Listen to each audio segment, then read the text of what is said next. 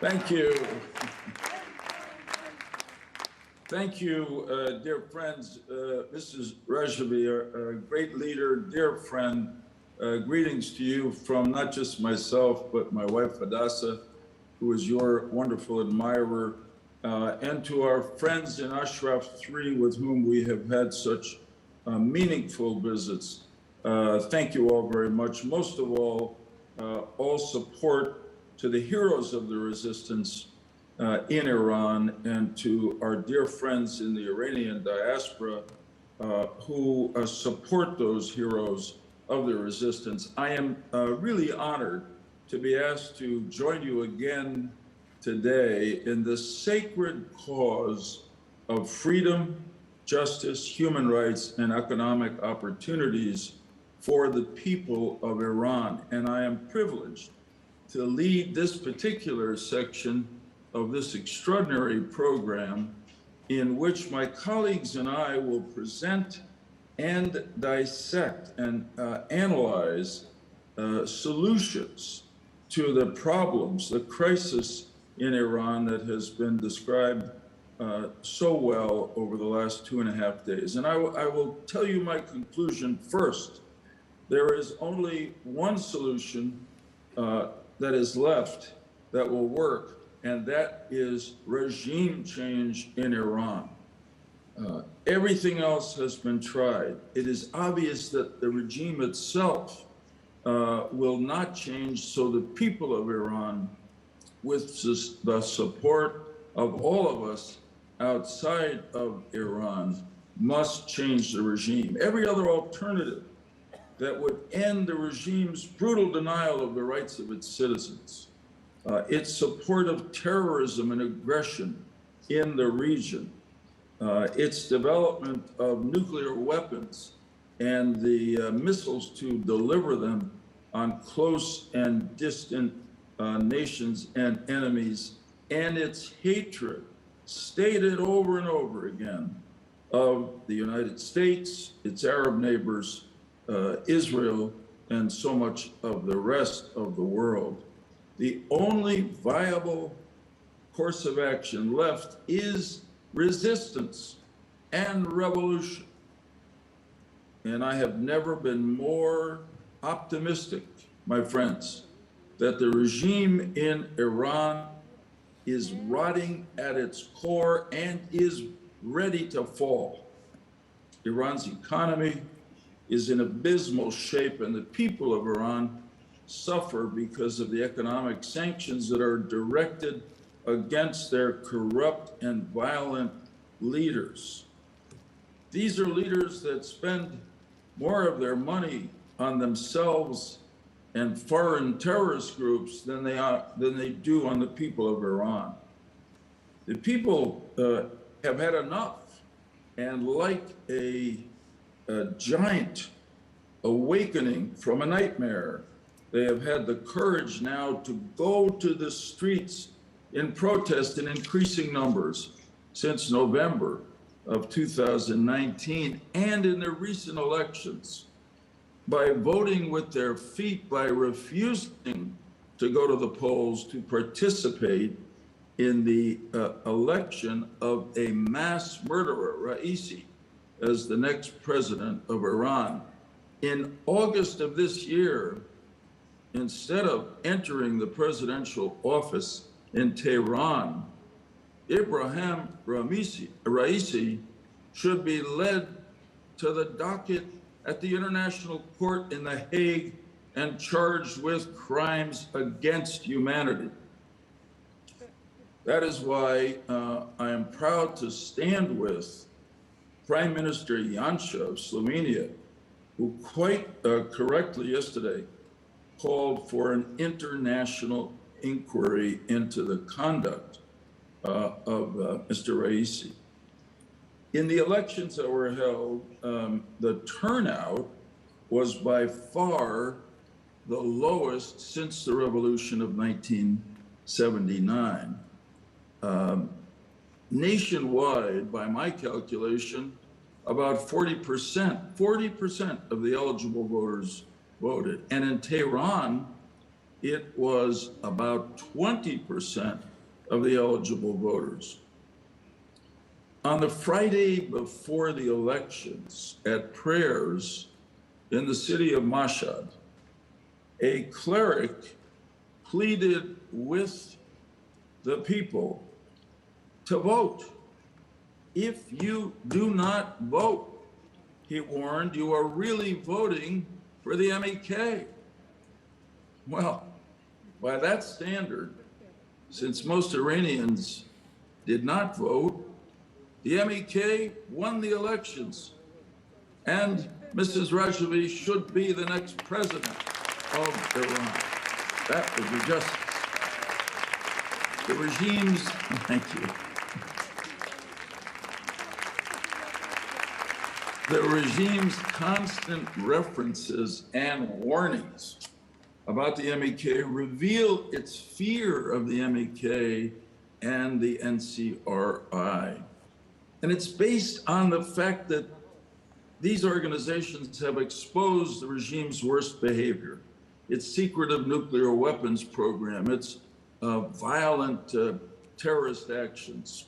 The NCRI MEK is clearly the most organized resistance operation and organization in Iran. It's the most competent and capable, and its leader, Mrs. Rajavi, has not just been in pursuit of power, she has been in pursuit of power with a vision and values. Look at the 10-point plan Mrs. Rajavi put forward.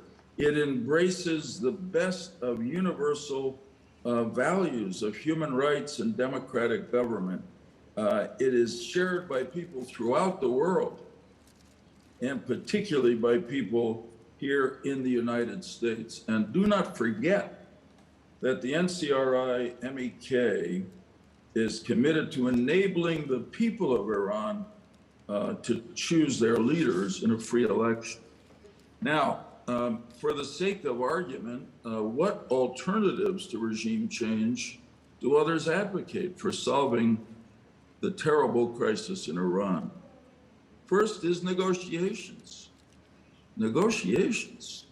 How can world leaders, including America's leaders, rationally negotiate with a regime that has killed thousands of American citizens and citizens of our allies, and citizens, of course, of Iran itself? How can we negotiate with a nation that has constantly proven itself incapable of keeping its democratic, diplomatic promises? And how can we now possibly negotiate with a nation that has handpicked as its next president a mass murderer who has regularly declared his hatred of the United States? My friends, it is simply naive nonsense to think that we can negotiate with such a regime. We cannot. Others advocate as an alternative to regime change, enabling and strengthening the moderates in Iran. What moderates? Where are the moderates? If they exist, they're in jail and under house arrest. This moderate option has always been a cruel deception perpetrated by the real rulers of Iran, the extremist theocrat Khamenei, and the murderers and thieves of the IRGC. The election of Raisi ends the game of Iranian moderation, as the Iranian people in their protests have chanted the game is over. And that is why I believe the reality of Iran today leaves the people of Iran with only one option for a better life for themselves and their children, and that is regime change. Of course, it will not be easy. Listen to the American patriot Thomas Paine, who said at the time of America's revolution, "Tyranny is not easily conquered, yet we have this consolation: the harder the conflict, the more glorious the triumph." The American Revolution was a difficult, conflict against a great world power. And yet our victory in that revolution was glorious, as was the victory in the French Revolution, and in the last century, the victory of the freedom fighters over Soviet communist tyranny. So too will the victory of the people of Iran over the tyranny in Tehran be glorious and transformational. Each of us now who live outside Iran must decide and plan, what will we do to support the Iranian resistance as it rises up in revolution? I want to speak plainly here. In America, we should work to convince the Biden administration that its own policies and values, which the president has said are to put human rights and democracy promotion at the heart of our foreign policy once again, must lead the administration to stop trying to negotiate with the evil government in Tehran and start supporting the people of Iran who want to overthrow it.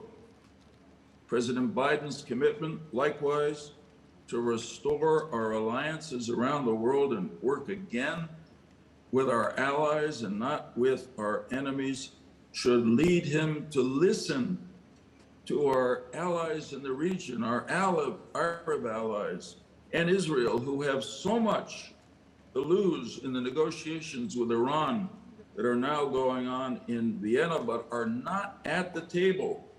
They deserve to be consulted and given respect, much more respect than the tyrants in Tehran. And in America, President Biden's lifetime record of bipartisanship and his campaign commitment last year to bring bipartisanship back to our government in Washington should convince him not to make any agreement with the regime in Tehran that does not have bipartisan support in Congress. My friends, I think in Congress it is now possible to put together a bipartisan resolution endorsing regime change in Iran. I hope it will be introduced and passed soon by the Congress of the United States. In sum, the government of Iran is at its weakest point since 1979, and the opportunity for ending it is at its strongest. With the help of God, the courage of the Iranian people, and support from all of us around the world, there can and will be a free, democratic, and non-nuclear republic in Iran soon in our time. So I say to you, my friends, as I have said before, proudly, are we ready to give the people of Iran the support they deserve and need? Yes, we are ready. Chazer, chazer, chazer. Thank you very much. God bless you all. We will meet soon in Tehran.